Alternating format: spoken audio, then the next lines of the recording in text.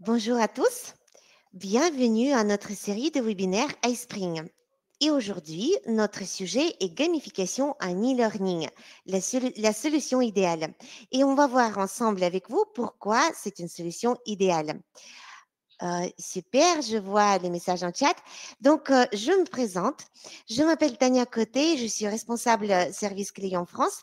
Donc, mon équipe et moi, on chapeaute tout le périmètre français, donc on s'occupe de tous les pays francophones. Et avec moi aujourd'hui, j'ai Caitlin Rallo. C'est notre ingénieur support technique. Je suis sûre que certains d'entre vous connaissent Caitlin déjà. Donc, elle va m'assister aujourd'hui également. Je vois que vous utilisez déjà très bien votre chat. Donc, n'hésitez pas à envoyer non seulement vos salutations, mais aussi vos questions. Et on va faire notre possible pour répondre à toutes vos questions rapidement. Donc, comme d'habitude, ce webinaire est enregistré et tout de suite après le webinaire, vous allez recevoir un lien vers l'enregistrement et toutes les ressources. Peut-être pas tout de suite dans les médias, mais dans tous les cas, assez rapidement. Donc, tout d'abord, on va parler de la gamification et de ce que ça signifie. La gamification est les mécanismes du jeu qui permettent de stimuler l'implication des apprenants. Et comme vous le savez bien, c'est très important dans le monde d'aujourd'hui. On a tant de contenu, on a tant de choses autour de nous que impliquer les personnes devient vraiment important. Donc, c'est important aussi de motiver vos apprenants à conquérir de nouveaux sommets.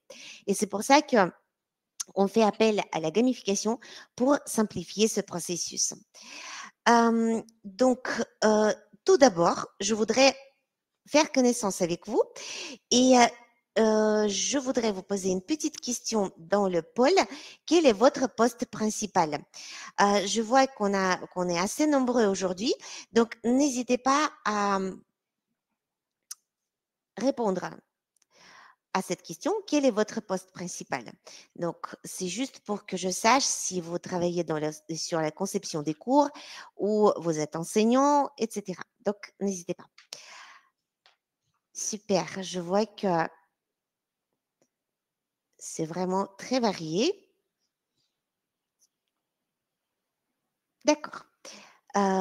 Voilà. Donc maintenant, on va commencer à parler d'iSpring Suite et iSpring Learn. On parle de ces outils parce que, bien sûr, cette gamification doit s'appuyer sur quelque chose.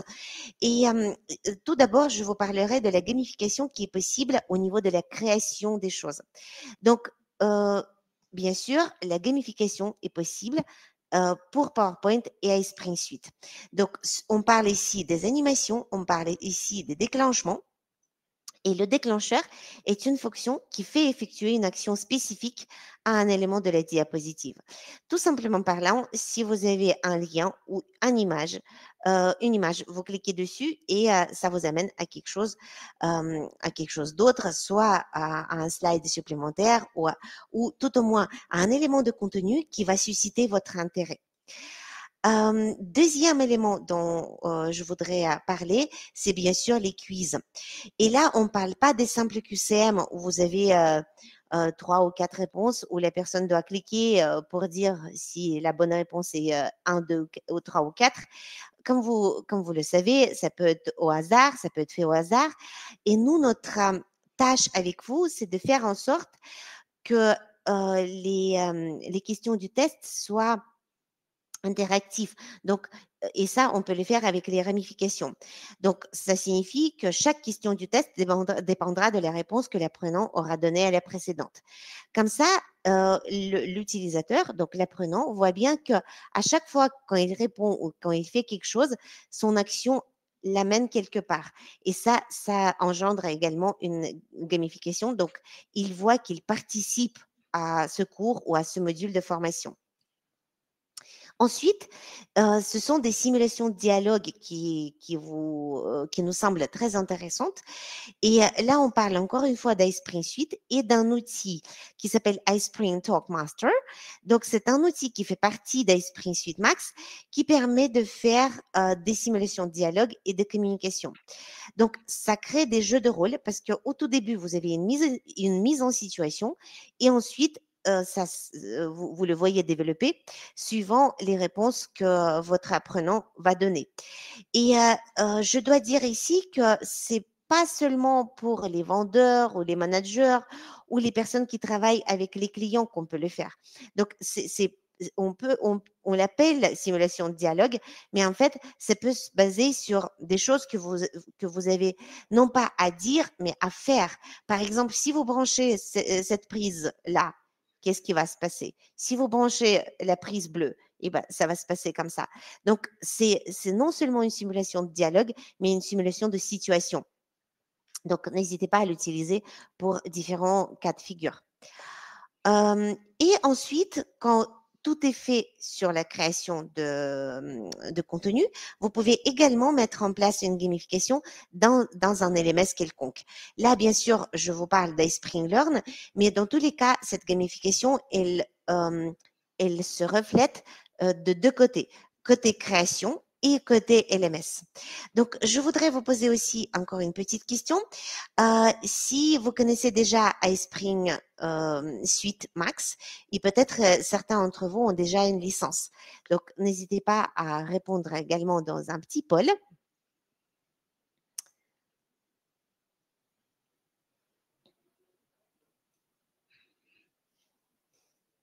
Voilà, je vois quand même que la plupart d'entre vous n'ont pas encore de licence iSpring Suite Max. Donc, vous pouvez bien sûr la découvrir à l'aide d'une version d'essai et voir justement, comment cette gamification peut être faite dans iSpring Suite Max. Les quiz, les animations, les interactions, etc. Je vais vous poser encore une question pour le LMS, juste pour savoir si vous avez déjà un LMS, si vous l'utilisez ou pas. Donc, pourquoi je vous pose cette question? Parce que quand on parle de la gamification, on imagine également une plateforme où la personne, l'apprenant, peut vite voir euh, comment il se situe par rapport aux autres.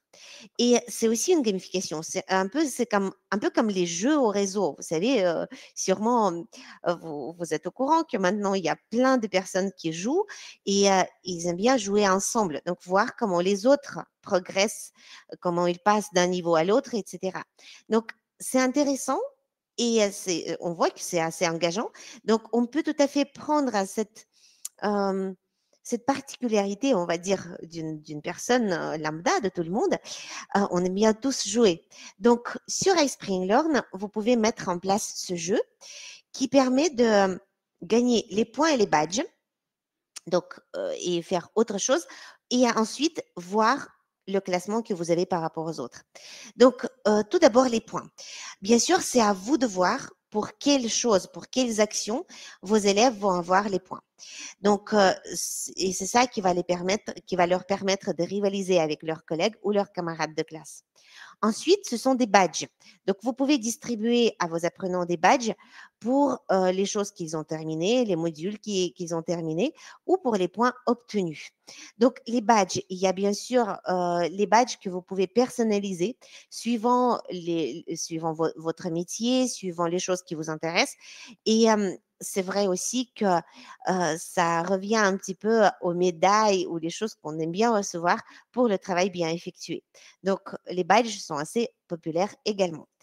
Ensuite, ce sont les classements, comme je vous ai dit. Donc, les classements motivent les apprenants à obtenir de meilleurs résultats. Et ça leur permet aussi de suivre leur progrès. Et je dirais qu'il y a encore un petit point dans tout ça, c'est que quand vous êtes dans une classe, par exemple, en présentiel, vous pouvez voir ce que les autres font. Donc, vous pouvez voir comment vous êtes par rapport aux autres. Et c'est aussi une bonne base pour progresser, pour faire des progrès et pour réussir dans votre parcours d'apprentissage. Donc, Et quand on passe au digital, souvent on parle de la situation où on perd un petit peu cet aspect humain. Et justement, ce classement aide à voir, à sentir que je ne suis pas tout seul ou toute seule derrière mon écran en train d'apprendre quelque chose, qu'il y a aussi d'autres personnes qui le font. Et voir les classements, voir les points que les autres ont gagnés ou les badges, ça, euh, ça n'engendre pas forcément la concurrence, mais ça montre qu'on est tous là, qu'on est tous dirigés, qu'on est tous dirigés vers le même but et celui de l'apprentissage, bien sûr. Donc, le classement est assez important également. Et après, bien sûr, vous pouvez retrouver tout ça sur le portail utilisateur. Donc, les personnes arrivent sur le portail utilisateur et ils peuvent suivre leur réalisation et voir toutes les données qui concernent leur processus d'apprentissage. En tout cas, tout cela, tout ce que je viens de mentionner, on peut le voir en réalité, donc en pratique. Et c'est là où je voudrais donner la parole à ma collègue Kathleen parce qu'elle va pouvoir partager avec vous les choses qu'on peut faire techniquement en pratique. Donc, Kathleen, c'est à toi la parole. Merci Tania. Bonjour à tout le monde, moi c'est Kathleen, je suis une technicienne, du support technique chez Spring et voilà aujourd'hui, je vais vous montrer, les moyens d'engager vos apprenants dans le processus de formation en fait, de niveaux différents. Heu, donc notre voyage commence par la création du cours et voilà, je vais maintenant partager mon écran pour, vous montrer des choses. Ça marche? Voilà, maintenant ça fonctionne. Super. OK, super, merci beaucoup Tania. Heu, donc tout d'abord pour commencer, la 1re chose, que vous pouvez faire, c'est, d'ajouter un personnage dans votre cours pour animer l'apprenant vraiment. Donc moi, personnellement, j'utilise mon avatar, au lieu de ma vidéo ou bien, de ma photo, ici sur, Demio pour animer ce webinaire. Donc vous pouvez faire pareil, mais dans votre cours et sur, vos diapositives et cetera. Les personnages peuvent être choisis depuis la bibliothèque de contenu, heu, ou bien vous pouvez ici créer les personnages illustrés. Voilà, c'est moi, c'est bien, l'avatar que j'ai créé pour notre webinaire d'aujourd'hui. Heu, donc les experts e-learning distinguent 3 rôles courants pour les personnages qui se sont avérés très efficaces dans les cours d'apprentissage en ligne. Ce sont un instructeur expert, un coach pour les pires et le co-apprenant. Donc vous pouvez les ajouter depuis, la bibliothèque de contenu ici. Heu et dans le cadre de la gamification, ça peut être, très efficace parce que vous pouvez, ajouter un comprenant, un compétiteur pour votre apprenant, le personnage qui va, l'accompagner tout au long du cours, le supporter dans le quiz, hein, être, son interlocuteur dans la simulation de dialogue, et cetera. Voilà, ça c'est juste pour commencer. Juste une idée. Heu, donc même si vous créez le cours comme une, présentation, PowerPoint standard, comme moi ici, vous pouvez changer le mode d'affichage des diapositives avec les paramètres de ramification pour, juste, changer, de l'ordre de l'avancement dans cette présentation. Donc pour le faire, vous allez dans les propriétés des diapositives et ici, vous avez cette, colonne avec, les paramètres de ramification pour chaque diapositive de votre, cours. Ce qui est pratique, c'est que vous pouvez faire la ramification, heu, selon les, résultats, selon le résultat de l'apprenant dans le quiz ou bien dans, la simulation de dialogue. Comment faire ça? Dans cette colonne objet, vous trouvez le quiz ou la simulation de dialogue.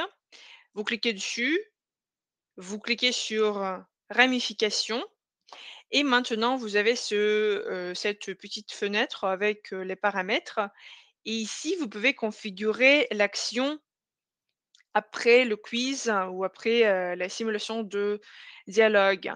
Ça veut dire que pour ceux qui échouent au quiz ou bien à la simulation de dialogue, vous pouvez ouvrir une série de diapositives qui réexpliquent le module ou qui contient un petit mot pour, encourager l'apprenant peut-être.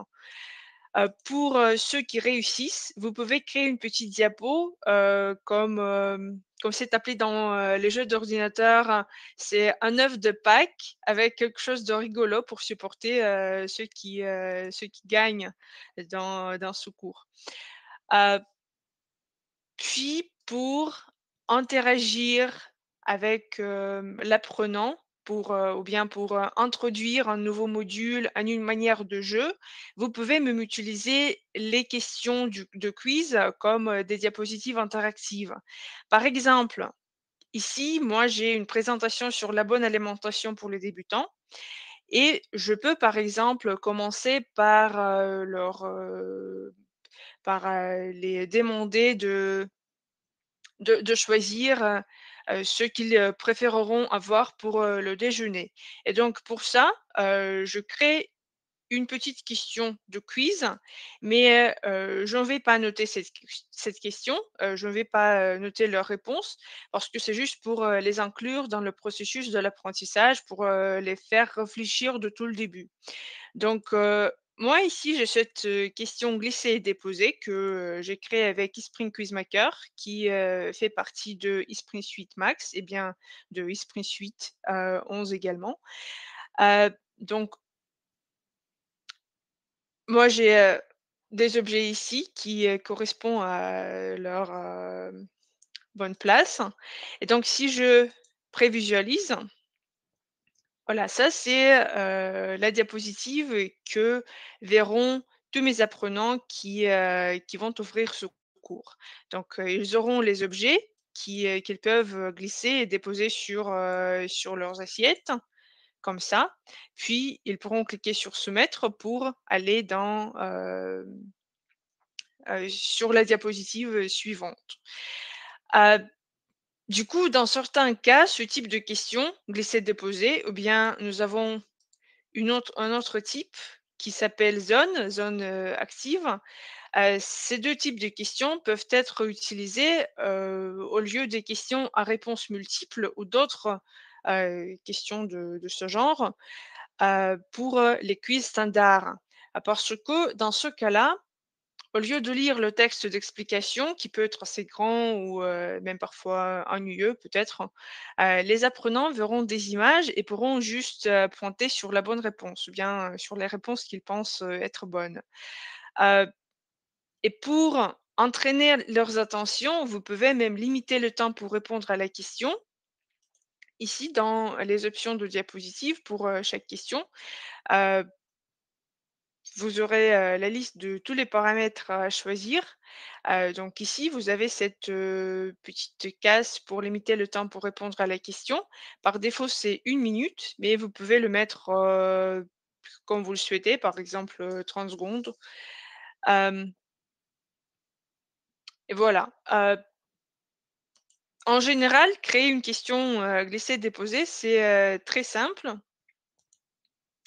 Vous, sélectionnez la question depuis la liste, puis vous allez dans la vue diapositive.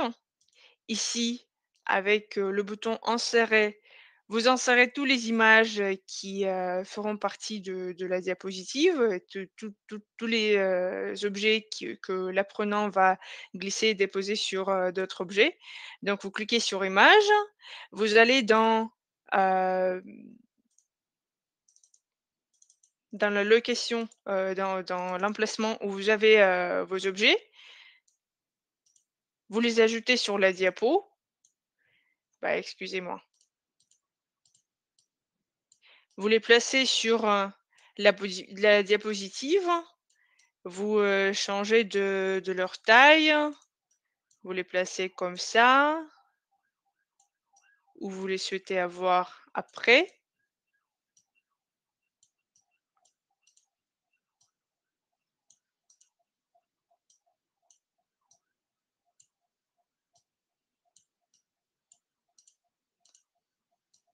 Comme ça, c'est juste comme, si, vous le faisiez sur, une diapositive standard de PowerPoint.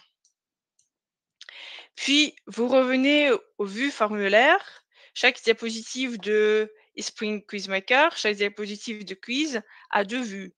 Vue formulaire et vue diapositive. Vue formulaire, c'est, là où vous paramétrez la question. Vue diapositive, c'est, là où vous ajoutez, des objets médias, où vous, vous occupez de la conception, où vous ajoutez des animations pour les questions et cetera. Donc on vient d'ajouter tous les images, dans la vue diapositive. Maintenant, on revient à la vue formulaire pour paramétrer les réponses. Donc, heu, pour créer la correspondance, je commence par sélectionner les objets.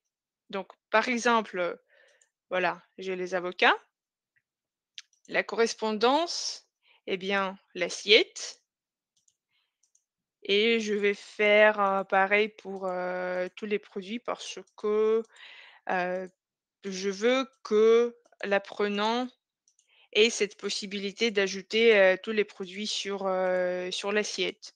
Si par exemple, quelque chose, ne doit pas faire correspondance, vous pouvez juste, sélectionner aucune correspondance et donc, dans ce cas-là, hem, si l'apprenant, glisse et dépose, cet objet sur un autre objet, la réponse sera, marquée comme incorrecte.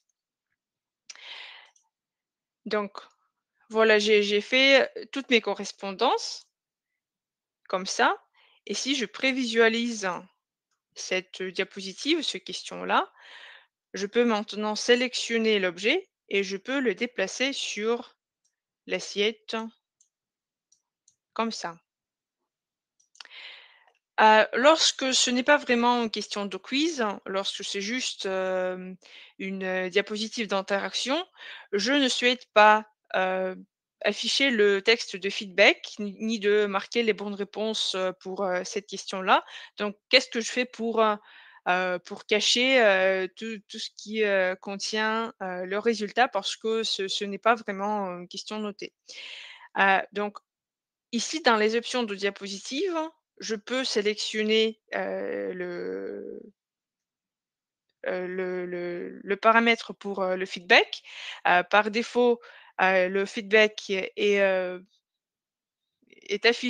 affiché par résultat, mais maintenant, pour cette question-là, je n'ai pas besoin de feedback, donc je choisis aucun et puis je souhaite limiter le temps pour répondre à la question à 30 secondes pour, faire, l'apprenant réagir, très rapidement.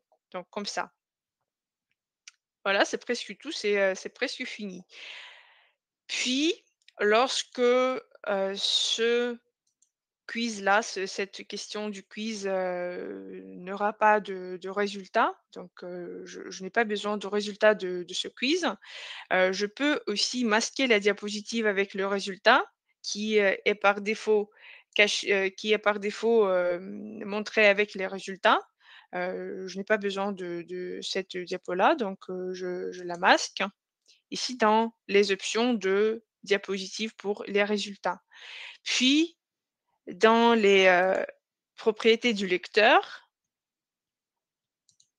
je vais également cacher les bonnes réponses après, tentative infructueuse et je vais appliquer et fermer et comme ça, si je prévisualise cette question maintenant,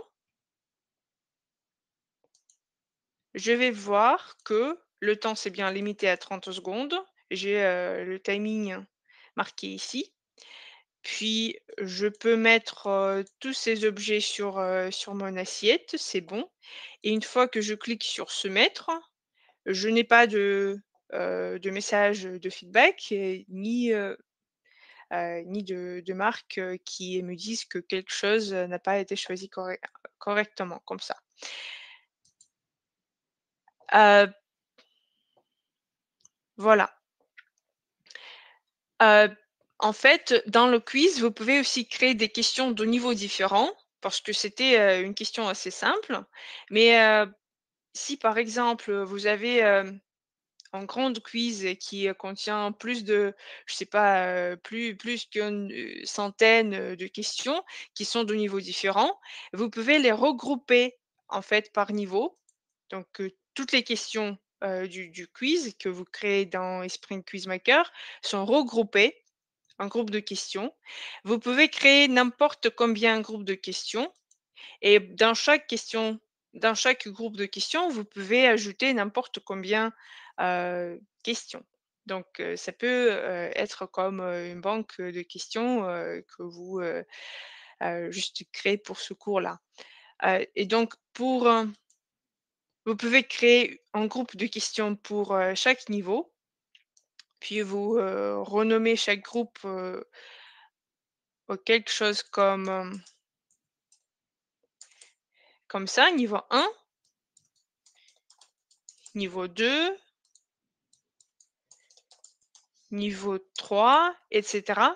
Et donc quand l'apprenant prend ce quiz, ils auront à voir, cette liste de questions où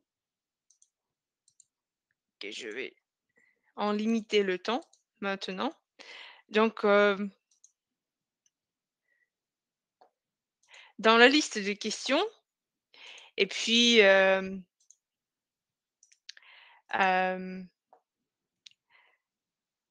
dans la vue du lecteur, la personne va voir, à quel niveau maintenant, ils sont dans le quiz. Ils sont dans le quiz. Ou bien pour, la même idée avec les niveaux, vous pouvez configurer cette, option de notation qu'on a, vient d'ajouter. C'était, donc vous pouvez configurer un barème de notation. Par défaut, c'est, vraiment ça ressemble, à une échelle de notation qui est utilisée dans les écoles. Donc, si vous êtes une école, vous pouvez toujours, garder ce barème de notation.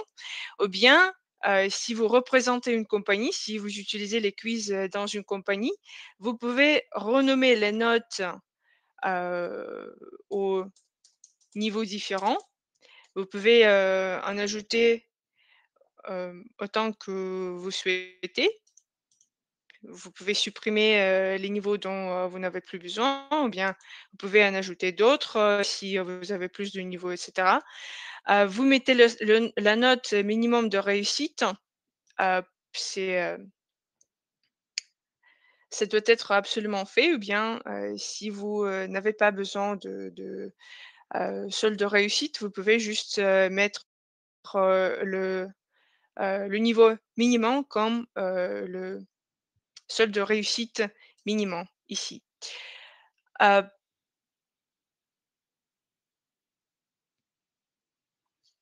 En ce qui, voilà, le barème de notation peut être, paramétré soit, selon le pourcentage, soit selon les points reçus, les points gagnés, par l'apprenant dans le quiz.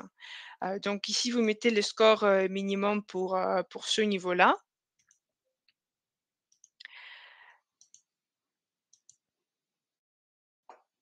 et comment faire pour, ajouter le nombre des points pour, telle ou telle question.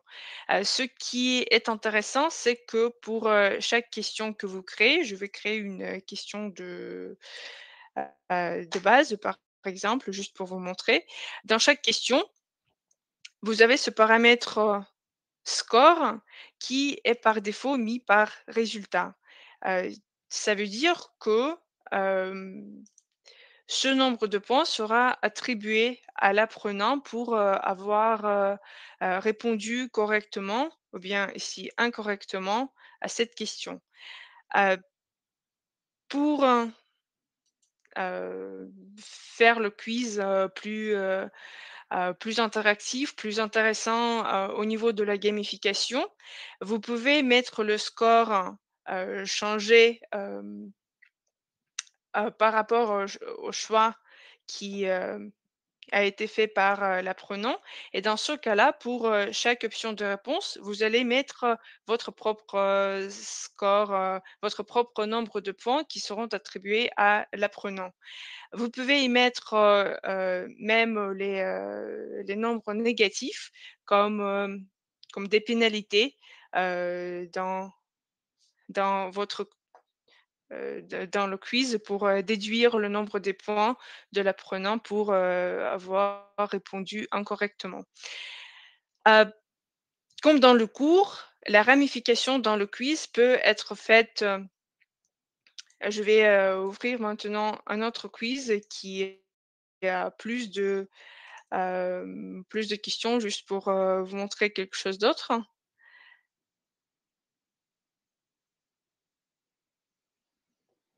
Voilà, j'ai un quiz ici qui a 3 questions et comme, pour le cours, comme je l'ai fait dans les propriétés des diapositives, je peux aussi appliquer les paramètres de ramification, pour les questions du cours, pour les questions du quiz. Comment je fais ça? J'ouvre les questions et dans cette, section vue formulaire, j'ai la partie feedback et ramification. Voilà, c'est, la ramification dont j'ai besoin et pour, chaque, résultat, je peux maintenant sélectionner, le paramètre de ramification. Ça veut dire que après avoir, répondu correctement à cette question, le l'apprenant sera mené à telle ou telle, autre, question du quiz. Heu, Pourquoi, ça peut être, intéressant pour vous? C'est que, comme ça, vous pourrez, créer une, banque des questions et puis marquer la route pour l'apprenant et faire ceux qui, manquent les bonnes réponses, répondre aux questions de pénalité, par exemple, ou bien d'avoir, une autre tentative à répondre à telle ou telle question, juste pour gagner, le nombre de points qui, est nécessaire pour, passer au quiz, pour, leur donner une autre chance comme ça. Heu, donc vous sélectionnez le résultat, vous cliquez dessus. Vous aurez la liste des questions et des groupes de questions qui, sont présents dans le quiz et puis vous tout simplement sélectionnez, la question à laquelle l'apprenant sera amené après avoir répondu correctement. Donc, par exemple, s'il a bien répondu à cette, question numéro 1, l'apprenant, va sauter la question 2 et va aller tout directement à la question 3. Ou bien, s'il a, hem, s'il a donné, une mauvaise réponse, par exemple, vous pouvez le faire terminer le quiz, donc quitter le quiz, tout entièrement. Ce type de ramification peut également être fait par résultat, par choix, désolé, mais pas pour, tous les types de questions. Ici, par exemple, vous n'avez pas cette option de faire la ramification selon, la réponse, choisie. Par contre, pour, les questions à choix multiples, vous pouvez faire la ramification aussi par choix et dans ce cas-là, si voilà, c'est la même chose, mais dans ce cas-là, vous allez, choisir, les, diapositives en fonction du choix qui a été fait par, l'apprenant. Voilà, c'est comme ça, trop simple. Dans certains cas, vous allez préférer peut-être, créer une simulation de dialogue, surtout si vous utilisez beaucoup de ramifications. Une simulation de dialogue, il représente, une, arborescence, avec, plusieurs scénarios possibles. Je vais vous montrer un exemple maintenant.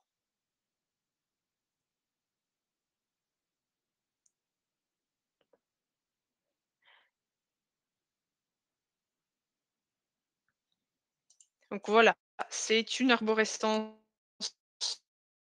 d'une simulation de dialogue qu'on a créée pour ce cours. Elle est vraiment grande et vous, pouvez faire, de même, de votre côté pour, votre cours, pour, votre thématique.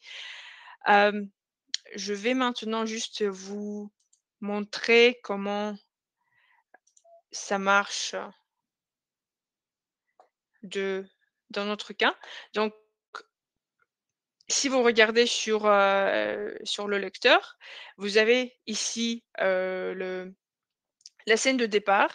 C'est là d'où on commence, heu, notre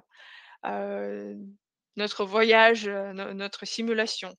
Nous avons le personnage, nous avons l'échelle des émotions de ce personnage et nous avons l'échelle qui nous montre, le nombre des points gagnés, dans cette simulation.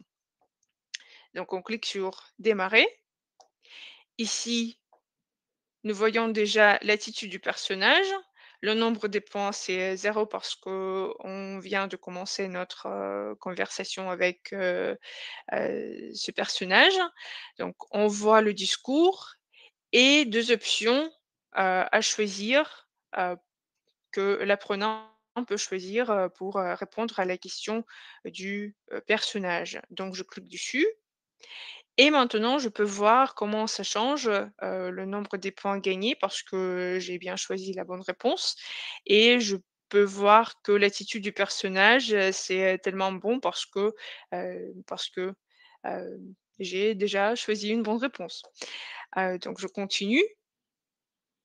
Voilà, ça change comme ça et moi, j'avance dans dans cette simulation de dialogue. Donc si j'ai choisi une réponse incorrecte, l'attitude va changer, je vais le remarquer tout de suite. Donc je vais prêter plus d'attention à ce qui est écrit, ici dans les options de réponse pour, pouvoir, réfléchir mieux à ma prochaine réponse et pour, ensuite donner, la réponse correcte. Voilà, comme ça.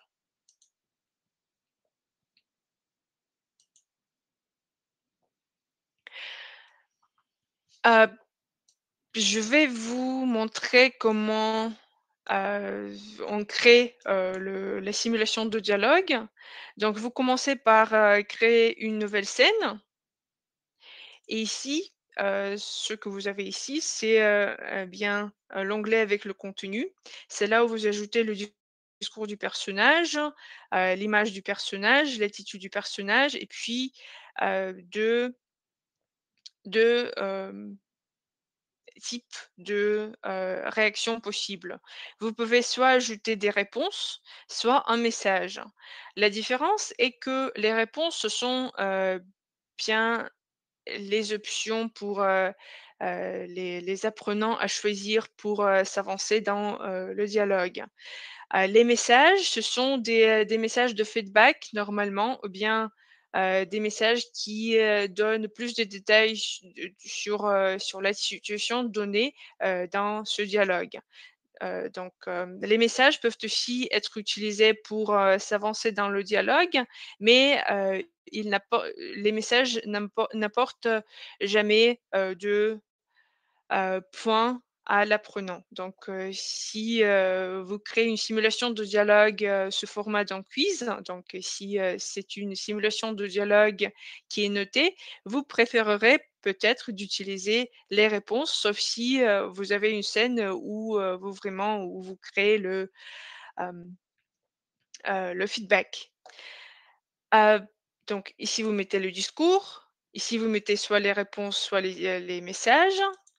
Dans cette partie-là, dans les images, vous choisissez le personnage. Vous pouvez choisir depuis, la bibliothèque de contenu ou bien depuis, les personnages que vous avez créés avec, Esprit Suite Max ou bien, attention à ceux qui, utilisent, Esprit Suite pendant longtemps, on a aussi ajouté possibilité d'ajouter vos propres personnages à partir de vos ordinateurs. Donc, cette option est présente ici pour, les personnages et pour les arrière-plans également, parce que pour, chaque personnage, vous allez, aussi ajouter l'arrière-plan de la scène de dialogue. Heu, Ce qui est intéressant ici, c'est que une fois que vous avez choisi le personnage, vous allez aussi changer son attitude pour, ce scène donnée que vous créez maintenant. Puis dans les propriétés, vous pouvez aussi changer de couleur de la scène.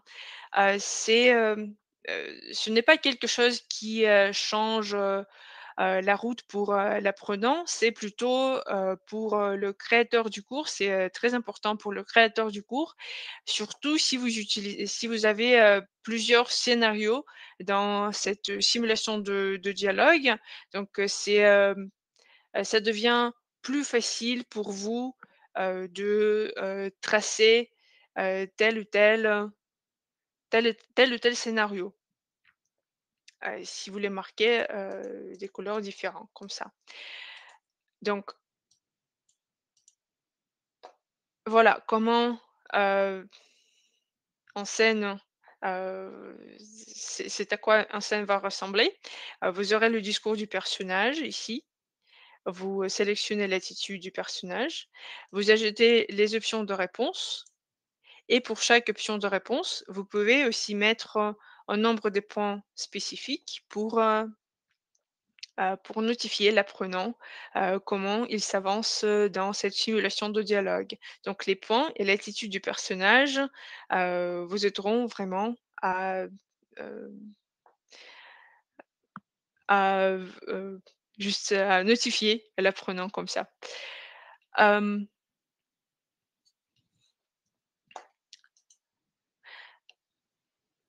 Ce qui vous plaira aussi peut-être, c'est que pour, tous les discours des personnages et pour, toutes les options de réponse, vous pouvez ajouter de la voix off, hem, ce qui, animera vraiment votre simulation de dialogue parce que l'apprenant aura une, impression qu'il est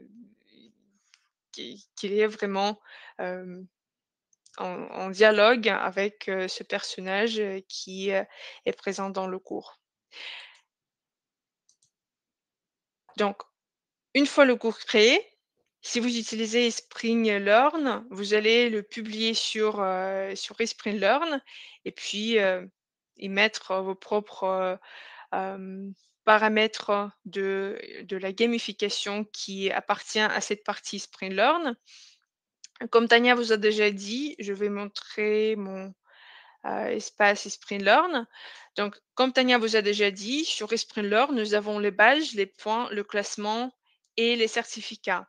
Pour les faire apparaître dans votre compte, assurez-vous que vous avez la gamification activée dans les réglages du compte. Donc, il vous faudra cliquer sur plus, peut-être, si vous avez un écran plus petit euh, que standard, je sais pas. Puis vous allez dans les options supplémentaires et sous cet onglet d'options supplémentaires, vous aurez, la partie gamification. Donc si vous cliquez dessus, vous allez voir, tous les paramètres qui appartient à la partie gamification sur Esprit Learn. Ici déjà, vous pouvez configurer le nombre des points par défaut qui sera assigné, à des modules théoriques, à des tests, des simulations de conversation créées avec, Esprit Suite, heu, voilà, toutes ces choses, hein. Ce sont des, points par défaut. Ça veut dire que ce nombre de points sera accordé à l'utilisateur pour avoir complété, ces modules et cetera, ce qui, est marqué, dans ces paramètres.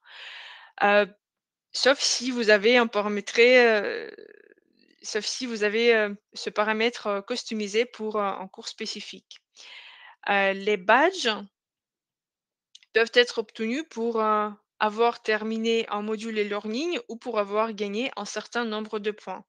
Vous le créez en cliquant sur «Ajouter un badge», vous le donnez en titre, vous ajoutez la description, vous sélectionnez cette icône ou bien vous pouvez uploader votre propre icône de badge si, vous avez déjà, des images que vous utilisez dans la compagnie que les utilisateurs savent déjà ou bien, si, vous avez des concepteurs qui, vous ont déjà créé ces icônes de badge et puis vous sélectionnez de la règle pour, ce badge. Donc, il peut être, donné pour avoir terminé quelques éléments de formation ou bien pour avoir obtenu, un certain nombre de points de récompense.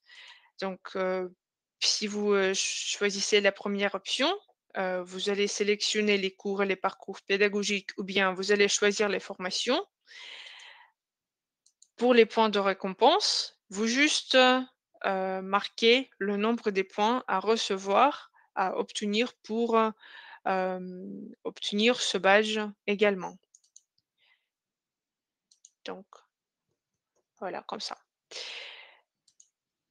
Les certificats peuvent être reçus pour tous les types de contenus e-learning. Vous les paramétrez pour, chaque cours ou module séparément. Nous avons un certificat standard, je vais, vous le montrer. Vous allez le trouver aussi dans les réglages, options supplémentaires, certificats. Donc, celui-ci est notre modèle, préconfiguré, heu, de notre côté Spring.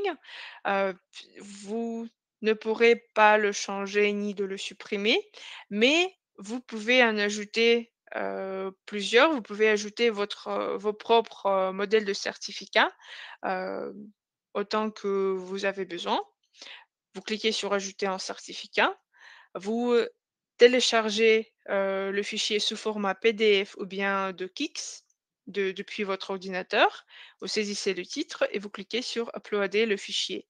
Ensuite, pour, hem, pour issue, hem, pour créer ce certificat, vous l'accordez hem, pour le cours. Donc voilà, j'ai le cours ici.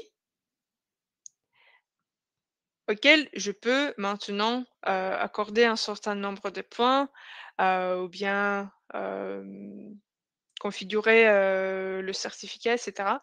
Donc j'ouvre le cours, je vais dans l'onglet Achèvement et puis ici, j'ai 2 options qui me seront utiles. La première, c'est la gamification. Parce que ici, je peux mettre, un nombre de points customisés pour, ce cours-là. Donc, si par défaut j'ai, 1 point qui est accordé à l'apprenant, pour, ce cours-là, je peux mettre 10 par exemple, pourquoi pas? Et je coche, cette case pour émettre un certificat à l'achèvement du cours et je choisis maintenant le modèle.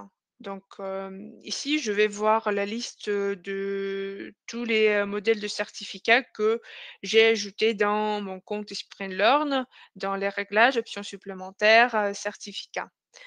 Donc, si je fais l'aperçu, voilà.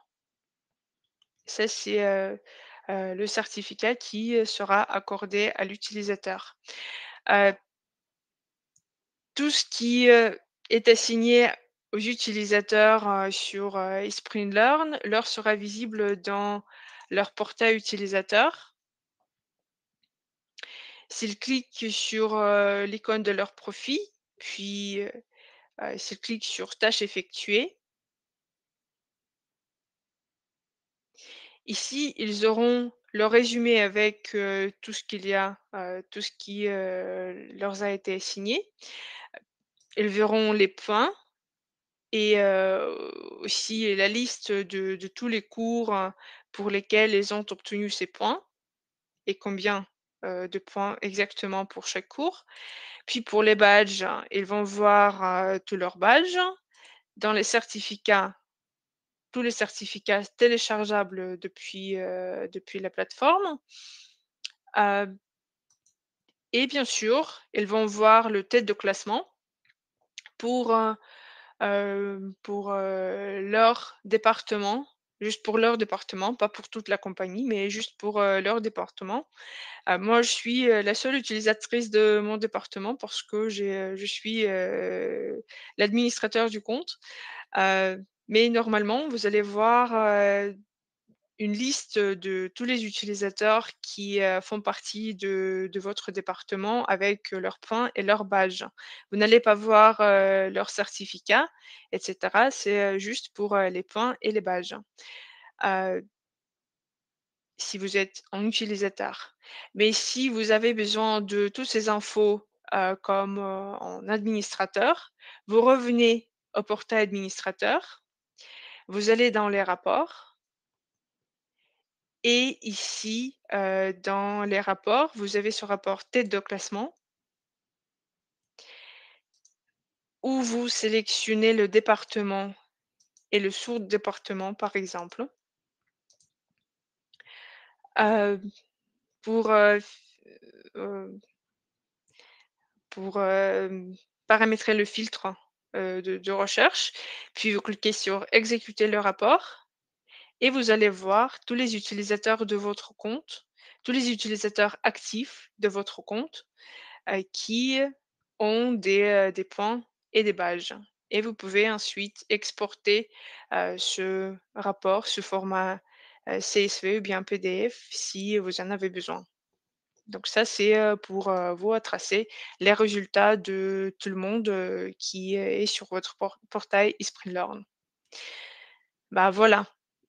C'est tout ce que je voulais vous montrer aujourd'hui. Maintenant, je pense qu'on peut passer, aux questions si vous en avez. Oui, Kathleen, merci énormément pour toutes ces informations. Merci Casey pour les réponses en chat. Je vous remercie tous pour toutes ces questions. Oui, tout à fait, Mohamed. Excellente présentation de Kathleen. Donc, tout d'abord, ce que je voudrais vous dire, c'est que là, sur votre écran, vous pouvez voir un petit, dans le coin inférieur gauche, vous voyez une petite fenêtre, donc vous pouvez télécharger un essai gratuit de 14 jours de notre outil iSpring Suite. Donc, c'est la première partie qui a été abordée par Kathleen. Donc, vous pouvez créer des choses bien ludiques, intéressantes, avec plein d'éléments de gamification. Et après, je partage avec vous maintenant le lien pour demander une démo en direct donc sur notre LMS iSpring Learn. Donc, c'est la deuxième partie de la présentation de Kathleen. C'est la plateforme elle-même où vous allez publier votre contenu et le partager avec les personnes que vous formez.